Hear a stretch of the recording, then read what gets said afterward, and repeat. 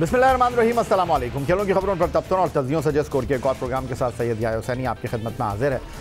आज हमने अपने प्रोग्राम में उस खिलाड़ी को अपना मेहमान बनाया है जो क्रिकेट की आलमी दरसगाह में प्रोफेसर के नाम से पहचाना जाता है। 392 बैनुल-अक़वामी मैचों में पाकिस्तान की नुमाइंदगी करने वाले ऑलराउंडर मोहम्मद हफीज़ ने 3 जनवरी 2022 को बैनुल-अक़वामी सतह पर क्रिकेट के मैदानों को खैरबाद कह दिया।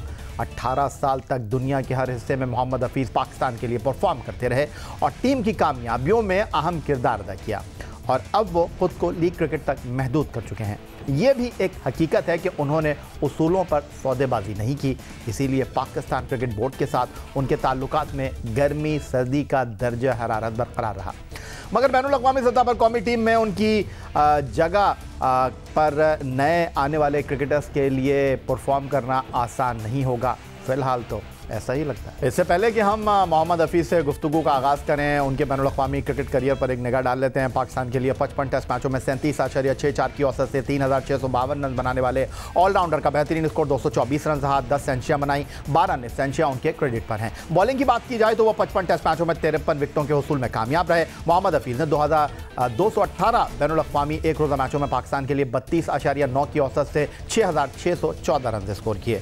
नॉट आउट 140 उनका बेहतरीन स्कोर। 11 सेंचुरियां और 38 निफ सेंचुरियां उनके रिकॉर्ड पर रहीं। बॉलिंग में वो 139 विकेटों के हुसूल में कामयाब रहे। 119 टी20 बैनुल-अक़वामी मैचों में मोहम्मद हफीज़ ने 122.03 के स्ट्राइक रेट से 2514 रन बनाए। 99 नॉट आउट उनका बेहतरीन स्कोर और 61 खिलाड़ियों को टी20 क्रिकेट में उन्होंने पवेलियन की राह दिखाई। तो जनाब, अब किसी तवक्कुफ़ के बगैर, किसी इंतज़ार के बगैर चलते हैं। हमारे साथ मौजूद हैं वीडियो लिंक पर पाकिस्तान के फॉर्मर टेस्ट वनडे टी20 कप्तान मोहम्मद हफीज़ साहब। खुशामदीद कहेंगे मोहम्मद हफीज़ साहब आपको। और बैनुल-अक़वामी क्रिकेट से तो आपने रिटायरमेंट ले ली, लेकिन ये बायोसिक्योर बबल और आपका ताल्लुक अभी है कायम? जी, आई थिंक ये कुछ देर मजीद मुझे लगता है साथ रहेगा, क्योंकि कोविड के अंदर जो क्रिकेट को कंटिन्यू करने के लिए जो प्रोटोकॉल सेट हो रहे हैं उसमें बबल बहुत अहम रोल प्ले कर रहा है, विच आई बिलीव कि इसको थोड़ा सा रिकंसिडर करने की ज़रूरत है। In future I am sure कि नॉर्मल लाइफ के साथ जो है वो क्रिकेट कंटिन्यू की जाएगी वेरी वेरी सून इंशाल्लाह ताला। But so far we are in a bubble, PSL के बबल में हम लोग मौजूद हैं। तो मोहम्मद हफीज़ साहब, ये बताइएगा कि जो कुछ पिछले पाकिस्तान सुपर लीग में हुआ, बायोसिक्योर बबल की खिलाफ वर्जियाँ हुई और उसके बाद लीग का पहला मरहला मुकम्मल हुआ नहीं, उसको फिर अबू धाबी ले जाकर कंप्लीट किया गया। इस बार बहुत ज़्यादा SOPs पाकिस्तान क्रिकेट बोर्ड ने बनाए हैं। 13 खिलाड़ियों का टेस्ट नेगेटिव आना चाहिए। उन्होंने ये तक कह दिया कि जनाब लोकल प्लेयर के साथ भी टूर्नामेंट को फिनिश करने की कोशिश करेंगे। एक टीम में अगर गैर मुल्की खिलाड़ियों के टेस्ट पॉजिटिव आ जाते हैं कोई मसला नहीं। तो इन तमाम चीज़ों के साथ एक होटल को पूरा पाकिस्तान क्रिकेट बोर्ड ने इस हवाले से जो है वो PSL के लिए मुख्तस किया है। किस तरह देख रहे हैं, क्योंकि आप उस बायोसिक्योर बबल का पार्ट हैं, हो जाएगा टूर्नामेंट? पहले तो पता नहीं किन लोगों ने खिलाफ वर्जियां की, उसकी रिपोर्ट तो आज तक सामने आई नहीं।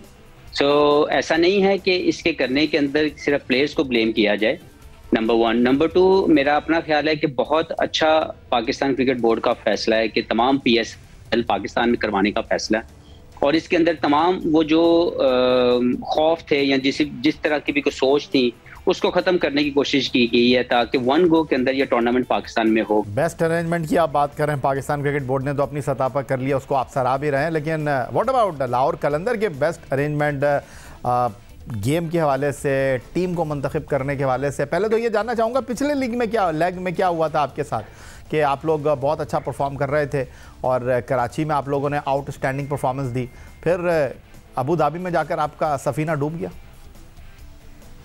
जी, पिछले साल आई थिंक हम लोगों का वो जो डिस्कनेक्शन हुआ PSL के अंदर, उसने हमें बहुत ज़्यादा जो है वो डैमेज किया। आई बिलीव कि हमारी टीम बहुत बेहतर क्रिकेट खेल रही थी जब हम पाकिस्तान में खेल रहे थे, लेकिन जब यहाँ पे मैचेस रुके उस मोमेंटम को हम जो है टूटा और दोबारा से हम उसको रीगेन नहीं कर सके।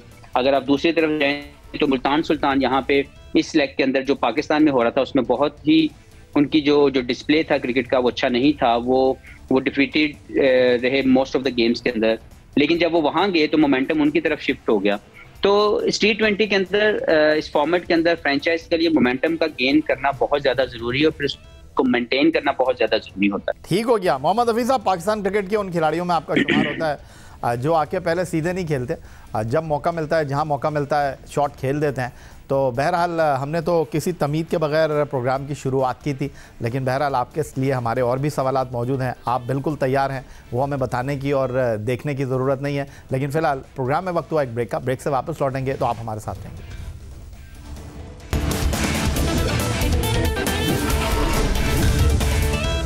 पाकिस्तान क्रिकेट टीम के साबिक कप्तान मोहम्मद हफीज़ ने पाकिस्तान सुपर लीग के इब्तदाई 3 सीज़न पेशावर ज़ल्मी के लिए खेले। 2016 में खेले गए PSL के पहले एडिशन में मोहम्मद हफीज़ डायमंड कैटेगरी में मुंतखब हुए। 2018 में मोहम्मद हफीज़ को PCB ने डायमंड से प्लाटीनम कैटेगरी में तरक्की दी, मगर ये सीज़न पेशावर ज़ल्मी की जानिब से उनका आखिरी इवेंट था, क्योंकि इसके बाद मोहम्मद हफीज़ ने लाहौर कलंदर को ज्वाइन कर लिया। पेशावर ज़ल्मी के लिए मोहम्मद हफीज़ ने 33 मैच खेलकर 671 रन और 7 विकेटें हासिल की। 2019 में मोहम्मद हफीज़ लाहौर कलंदर के लिए खेले और लाहौर कलंदर ने उस सीज़न में मोहम्मद हफीज़ को कप्तान के ओहदे पर भी बराजमान किया, लेकिन उनकी बदकिस्मती रही कि वो कराची किंग्स के खिलाफ मुकाबले में इंजर्ड हो गए और पूरे टूर्नामेंट से बाहर हो गए।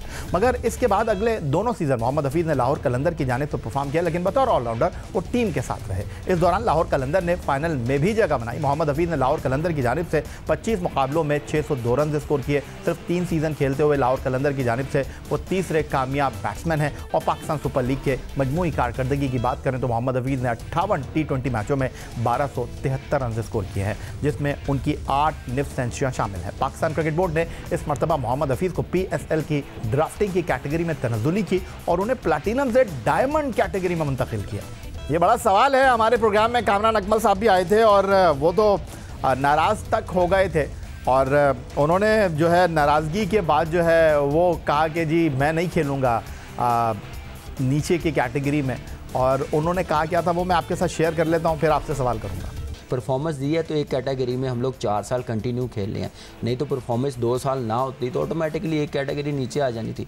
एकदम से आप क्या नाम है गोल्ड में ले आएंगे तो वो ज़रा सोचने वाली as a cricketer as a senior player थोड़ा अफसोस हुआ, लेकिन PCB है कुछ भी कर सकते हैं। लेकिन हमारी तरफ से यही है कि हम लोग अपना 100% दिखाएं, परफॉर्मेंस दिखाएं, जिस टीम से भी खेलें और अपनी फ़िटनेस और फॉर्म दिखाएं। एज एक सिर्फ नंबर्स बनाए हुए हैं, उस पर मेरे ख्याल से आजकल ज़्यादा डिबेट चल रही है, जिसकी वजह से प्लेयरों को इग्नोर किया जा रहा है। अगर इतना टैलेंट होता, यंगस्टर होते या ये भाई, क्या वर्ल्ड कप में हफीज़ और मलिक जा सकते थे? यहीं से शुरू कर लेते हैं। मेरा ख्याल है कि वो कह रहा है अगर इतना टैलेंट होता तो वर्ल्ड कप T20 पिछले साल में हफीज़ और मलिक को बुलाया जाता। मेरा ख्याल है पहले इसी का जवाब दे दें। देखें, इस सारे मामले के बहुत से सवालात हैं। नहीं, वो तो मैं करूंगा सवाल आपसे। आप पहले ये कामरान अकमल ने जो बात की है कि अगर इतना टैलेंट है पाकिस्तान में तो फिर हफीज़ को, कामरान की जो राय है, कामरान की राय का मैं एहतराम करता हूँ और इसको ज़्यादा बेहतर तरीके से वही बता सकते हैं। मुझे ये लगता है कि पाकिस्तान के अंदर हकीकत में जो क्रिकेटिंग टैलेंट का शौक है वो तो बहुत ज़्यादा है, इसमें कोई शक नहीं है। लेकिन उस टैलेंट को प्रोडक्ट बनाने की जो प्रोसेस है, अनफॉर्चुनेटली हम उसको अभी तक समझ नहीं पा रहे। हम लोग उस टैलेंट के वो जो छोटा सा नाम जिसको टैलेंट समझा हुआ है कि इसको बैटिंग करनी आती है, इसको बॉलिंग करनी आती है, हम सिर्फ उसको लेके बैठे हुए हैं और उसी के ऊपर बार बार बात किए जाते हैं। हम प्रोडक्ट मेकिंग प्रोसेस की तरफ ध्यान नहीं दे रहे। तो मेरे अपने ख्याल में जो कामरान की जो राय है, मैं अगर अपनी सोच में सोचूं तो मैं या मलिक अगर हम टीम में आए थे तो हम किसी और वजह से नहीं आए थे, और वो सिर्फ एक वजह थी, वो थी परफॉर्मेंस। कि हम लोग परफॉर्मेंस क्राइटेरिया और टीम की रिक्वायरमेंट के मुताबिक हम वो सब कुछ कर रहे थे या कर सकते थे, इसलिए टीम में आए थे। तो अगर मुझसे बेहतर कोई प्रोडक्ट आएगी तो वो आके खेल लेगी पाकिस्तान के लिए। लेकिन कामरान अकमल तो ये भी कह रहे हैं कि आप लोग जो प्लैटिनम कैटेगरी जो पाकिस्तान सुपर लीग की one of the best category है, बल्कि टॉप कैटेगरी है, उसमें 3 साल इसीलिए रहे कि आप परफॉर्मर थे। तो आपकी परफॉर्मेंस नीचे आ गई है कि प्लैटिनम से आप जो हैं वो डायमंड में आ गए? नहीं, देखिए, अनफॉर्चुनेट मैं समझता हूँ कि ये सारा कुछ हुआ। मैं विजन के उस लेवल पे मैं पहुंच नहीं सकता जहाँ पे पहुंच के ये फैसला किया गया। तो मेरे से आप उस तरह का जवाब तो कम से कम आप एक्सपेक्ट ना करें कि मैं उस लेवल पे पहुंच के जवाब दूंगा। लेकिन अगर मैं दूसरी तरफ जाऊं, अगर मैं समझाने की कोशिश करूं या एक केस को बताने की कोशिश करूं, तो 2 पैरेलल ऑप्शंस हैं। एक, इंटरनेशनल क्रिकेट खेलना पाकिस्तान के लिए with pride and dignity and maintaining your performance, number 1। उसके साथ पैरेलल ऑप्शन है इंटरनेशनल लीग। आप कभी भी इंटरनेशनल क्रिकेट को इंटरनेशनल लीग की क्रिकेट के साथ कंपेयर नहीं किया जा सकता। इंटरनेशनल लीग जो है उसमें फ्रेंचाइज क्रिकेट का एक अपना माइंडसेट है, जिसके मुताबिक वो प्लेयर की वैल्यू को असेस करते हैं, उसकी मार्केट वैल्यू को असेस करते हैं, जिसके बेस के ऊपर वो उसको कैटेगरी के अंदर पिक करते हैं। ये जो वाइल्ड कार्ड है, एक सिल्वर का प्लेयर अगर वो डायमंड में पिक हो जाता है या एक गोल्ड का प्लेयर अगर प्लैटिनियम में पिक हो जाता है, this is also the same mindset of a franchise. हमें ये समझने की जरूरत है। और अगर कोई परफॉर्मर ऑलरेडी आपके अपने मुल्क का, हम दूसरी दुनिया के मुल्कों में जाता हूँ या दूसरे भी प्लेयर्स जाते हैं, वहाँ पे अपनी प्रोडक्ट को, अपने घर के प्लेयर को हमेशा बड़ी वैल्यू दी जाती है। अनफॉर्चुनेट है हमारे यहाँ पे जो भी माइंडसेट आया उसने अपनी प्रोडक्ट को नीचा करने की कोशिश की। और अनफॉर्चुनेट ये भी है कि हमारे दिमागों में एक वो गोरा लाइकिंग कल्चर जो है वो दिमाग में बैठा हुआ है कि उनके लिए सब कुछ है। तो मेरी अपनी सोच ये कहती है कि हमें ये समझने की जरूरत है कि दो पैरेलल ऑप्शंस को एक तरीके से डील नहीं किया जा सकता। तो अगर आपके जहन में या किसी के भी विजन के अंदर ये सोच है कि अगर कोई ये कुछ प्लेयर या 5 प्लेयर या 20 प्लेयर या कोई ऐसे प्लेयर उनको लगता है कि वो पाकिस्तान की रिप्रेजेंटेशन नहीं कर सकते या उनकी समझ के मुताबिक उनको वो नहीं लेना चाहते, ऐसा डिफरेंट स्टोरी। लेकिन फ्रेंचाइज क्रिकेट के अंदर जो परफॉर्मेंसेज और जो सिलेक्शन क्राइटेरिया है उसको फ्रेंचाइज को डिसाइड करने दें। मोहम्मद हफीज़ साहब, मैं आपसे ये जानना चाह रहा हूँ कि हम बात करते हैं कि पाकिस्तान क्रिकेट टीम खेले या ना खेले, पाकिस्तान क्रिकेट टीम के खिलाड़ी जो हैं वो ख़बरों में रहते हैं। मैं आपसे ये जानना चाह रहा हूँ कि सियासत पाकिस्तान क्रिकेट टीम के ड्रेसिंग रूम में है या पाकिस्तान क्रिकेट बोर्ड के ऑफिशियल्स करते हैं? देखिए, मैं पाकिस्तान के लिए मैंने 19 साल क्रिकेट खेली और उसमें हर तरह मुख्तलिफ प्लेयर्स आए, प्लेयर्स गए, कुछ लोगों ने बहुत लंबे कैरियर बनाए अल्हम्दुलिल्लाह पाकिस्तान के लिए। कई लोग अपनी सर्विसेज थोड़ी कर सके, वो कंटिन्यू नहीं कर सके, ड्रॉप होते गए। मैंने आज तक पाकिस्तान के ड्रेसिंग रूम में ग्रुपिंग नहीं देखी। पाकिस्तान के किसी प्लेयर को मैंने ऐसा किसी भी तरह से सियासत या इस तरह का मामला करते हुए मैंने ऑब्जर्व नहीं किया। With the same time unfortunate ये है और अभी तक ये वैसे ही चल रहा है, हमारी जो मैनेजमेंट पाकिस्तान क्रिकेट बोर्ड में आती है वो सबसे पहले जो इंतखाब होता है पाकिस्तान के चेयरमैन का, उसके करने का तरीका जो है वो अपॉइंटमेंट है, वो सिलेक्शन है। हम किसी भी तरीके से जो है ये समझ हमें इसको करने की जरूरत है कि हम इसको क्लियरली जो है वो एक अलहदा करें, एक इलेक्ट्रोल जो सिस्टम है उसके थ्रू हमारा जो चेयरमैन है, ताकि जो हमारी जो सियासत इन्फ्लुएंस है, जो पॉलिटिकल इन्फ्लुएंस है, जी ऑब्वियसली जो हमारा जो पॉलिटिकल इन्फ्लुएंस है हमारे चेयरमैन की अपॉइंटमेंट के ऊपर, हमें वो नहीं रखना चाहिए। क्योंकि पहले भी ऐसे होता गया कि अपनी पसंद का बंदा चेयरमैन लग गया, उसको क्रिकेट का पता है या नहीं पता, वो इस फील्ड से जानने वाले हैं या नहीं है, उनको जो है यहाँ पे जो है वो पोस्ट दे दी गई और वो बैठे हुए हैं। टाइम गुजरता जा रहा है, पाकिस्तान के खिलाफ डिसीजन हो रहे हैं आईसीसी मीटिंग्स के अंदर जाके। कैरियर के अंदर कुछ 7 या 7-8 चेयरमैन आए। तमाम लोगों ने में से सबसे ज्यादा जो इंफ्रास्ट्रक्चरल काम किया वो जन्नत वकील ज़िया साहब के दौर में, जो आज तक चल रहा है। अभी भी 2020 में पाकिस्तान की इंटरनेशनल टीम्स यहाँ पे आई और बांसों के साथ नेट लगे हुए हैं, नेट हिल रहे हैं, बांस हिल रहे हैं, नेट हिल रहे हैं। तो हमारा इंफ्रास्ट्रक्चरल डेवलपमेंट नहीं हो सकी पिछले 20 साल के अंदर। जो मैंने अपनी क्रिकेट में देखा, हमारे साथ हमारे जितने इंटरनेशनल क्रिकेट ग्राउंड हैं उनकी इंफ्रास्ट्रक्चरल डेवलपमेंट नहीं हुई। हम लोगों ने अपनी खेल को लेके उन तमाम चीज़ों को जो रोल प्ले करना चाहिए था एज ए मैनेजमेंट, अनफॉर्चुनेटली हमने उसके ऊपर काम नहीं किया। पर्सनल प्रोजेक्शंस के ऊपर बहुत ज़्यादा काम हुए हैं, हवा में ऐसे तीर चलाए गए हैं सिर्फ ये कहने के लिए ताकि जो माइलेज मिल जाए, वक्ती तौर पर टिक मिल जाए। जैसे पिछले दौर के अंदर नजम सेठी साहब ने, वो हमारे चेयरमैन रहे हैं, उन्होंने जनाब ये बयान दिया कि इंडिया के साथ 10 या 12 में MOU साइन करके आ गया हूँ, इसलिए मैंने बिग 3 जो है मैंने साइन करके आया। उस बिग 3 को साइन करके बिग 3 को तो फायदा मिल गया, पाकिस्तान इंडिया की कोई सीरीज हुई? कोई सीरीज नहीं हुई, बल्कि उल्टा आपको पल्लियों पैसे दे के तांजड़ा जान छुटानी पड़ी। So we need to understand कि पर्सनल प्रोजेक्शन वाले बयानात और वो बयानात जिनके साथ सिर्फ आपको वक्ती तौर पर बड़ा बूम मिल जाए, वो तो बड़े आराम से किया जा सकता है। लेकिन आपने क्रिकेट की इंफ्रास्ट्रक्चर डेवलपमेंट के लिए क्या किया वो याद रहेगा। अगर आप वो नहीं कर सके अपने रोल के अंदर, तो आपने कुछ भी हासिल नहीं किया। तो 2-2, 4-4, 5-5 साल आप अगर गुजार के चले जाएं और आप कुछ ना कर सकें या कोई ऐसा काम ना कर सकें जिससे पाकिस्तान को फायदा हो, तो उसके ऊपर आप लोगों की अकाउंटेबिलिटी होनी चाहिए। आप बहुत बड़े सपोर्टर रहे हैं वज़ीर आज़म पाकिस्तान इमरान खान साहब के, और जब 2018 में इलेक्शन कैंपेन चल रही थी, वोट डाले जा रहे थे, तो आप अपनी अहलिया नाज़िया हफ़ीज़ के साथ जो है वो इमरान खान साहब की तस्वीर वाली शर्ट पहनकर वोट डालने के लिए गए थे, आपने ट्विटर पर वो तस्वीर भी लगाई थी, लेकिन हमने देखा कि आपके करियर में बड़े हिचकोले आए, बड़े अप्स एंड डाउन आए, लेकिन एहसान मानी साहब के दौर में आपको बड़ा टफ़ टाइम देखने को मिला, वसीम खान साहब के साथ जो आपके मामलात रहे, और फिर आपने करियर में शाहिद आफरीदी साहब कहते हैं आप खेल सकते थे, आप वज़ीर आज़म पाकिस्तान के पास गए भी, आप अपनी अर्ज़ी लेकर गए कि भाई खुदा के वास्ते डिपार्टमेंट क्रिकेट को बहाल कर दिया जाए। लोगों ने अलग बात की कि वो अपनी नौकरी बचाने के लिए गए, हालांकि ऐसी बात नहीं थी, मैं इस बहस में नहीं जाना चाहूँगा। तो आपको लगता है कि वज़ीर आज़म पाकिस्तान इमरान खान के दौर में जो है वो क्रिकेट ऊपर गई है या नीचे? देखिए, मैं इमरान भाई का बहुत बड़ा फ़ैन हूँ और मैं उनको सपोर्ट करता हूँ पाकिस्तान के लिए, अपनी ज़ात के लिए नहीं। मैंने कभी भी अपनी ज़ात का फ़ायदा उठाने के लिए कभी पाकिस्तान के नाम के ऊपर कॉम्प्रोमाइज़ नहीं किया। तो मेरे उनके साथ मोहब्बत या मेरी उनकी सपोर्ट ठीक किया मोहम्मद हफीज साहब?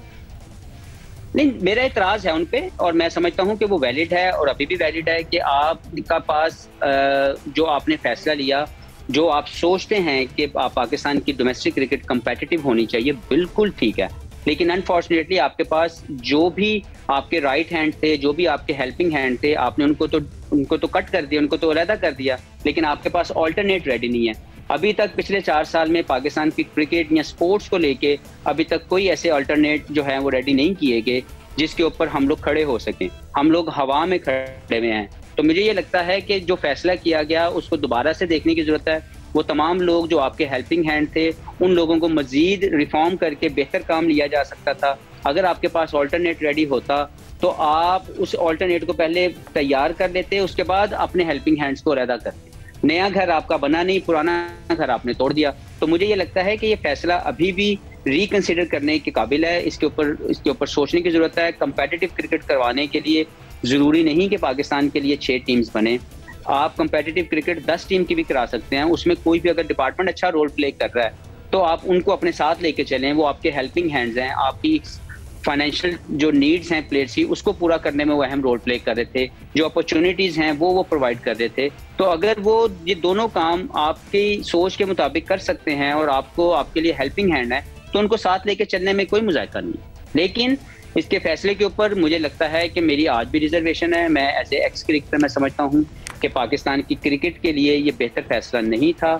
इसको मजीद इसको दोबारा से रिकंसिडर करने की ज़रूरत है और वो तमाम हेल्पिंग हैंड जो आपके साथ थे, आपके साथी थे इस सफ़र में, उनको साथ लेके चलने की ज़रूरत है। मोहम्मद हफीज़ साहब, बहुत शुक्रिया आपका एक बार फिर वक्त देने के लिए, और हमारी बेस्ट विशेज़ आपके लिए, आपकी टीम लाहौर कलंदर के लिए, पाकिस्तान सुपर लीग की तमाम फ्रेंचाइजीज़ के लिए कि वो पाकिस्तान सुपर लीग सीज़न 7 2022 में बेहतरीन खेल पेश करें। जीतेगी एक टीम, लेकिन जो भी टीम जीते पाकिस्तान सुपर लीग की, जो भी फ्रेंचाइज जीते, जीत पाकिस्तान की क्रिकेट की होगी। एक बार फिर आपका बहुत शुक्रिया हमें ज्वाइन करने के लिए। पाकिस्तान क्रिकेट टीम के फॉर्मर कैप्टन मोहम्मद हफीज़ अपने मखसूस अंदाज में गुफ्तगू कर रहे थे और हमारे सवालों के जवाब दे रहे थे। यही आज का हमारा प्रोग्राम था। ट्विटर पर आप हमें फॉलो कर सकते हैं, फेसबुक पर हमारे पेज score.geo-news, जहाँ जाकर आप इस प्रोग्राम के क्लिप्स एक बार फिर देख सकते हैं, और आप हमें ईमेल कर सकते हैं, अपनी राय से आगाह कर सकते हैं score@geo.tv पर। इस दुआ, इस उम्मीद, इस तवक्को के साथ कि पाकिस्तान में खेल और खिलाड़ी तरक्की करते रहें, सैयद याहिया हुसैन को स्कोर की पूरी टीम के साथ अगले प्रोग्राम तक के लिए इजाज़त दीजिए। अल्लाह हाफ़िज़।